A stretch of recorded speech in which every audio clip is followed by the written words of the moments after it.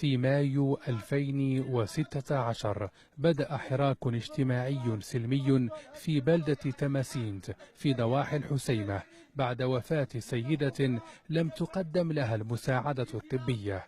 السكان هنا يعبرون عن إيمانهم الجماعي بالحوار.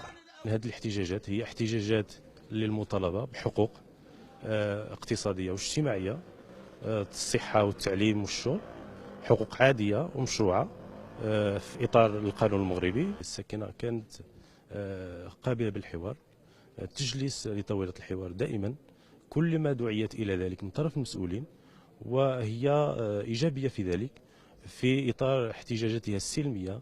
تتواصل احتجاجات حراك ضواحي الحسيمة بتزامن مع استمرار حلقات مسلسل محاكمة المعتقلين من شباب الحراك.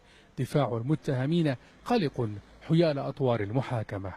أحكام قاسية وجائرة في حق مجموعة من النشطاء ديال الحراك. نحس أنه المبادئ الخاصة بتحقيق محاكمة عادلة ومنصفة يعني كنحسوا أنه حاليا كيتم التغييب ديالها بشيء بشيء، الشيء اللي كيجعلنا أننا قلقين، وفي نفس الوقت أننا ما كنشوفوش أن الأمور غتمشي يعني بشكل طبيعي.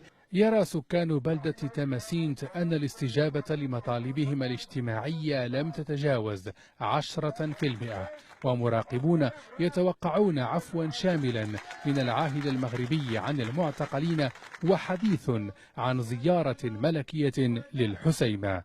عادل الزبيري، العربية، بلدة تماسينت، ضواحي الحسيمة، شمال المغرب.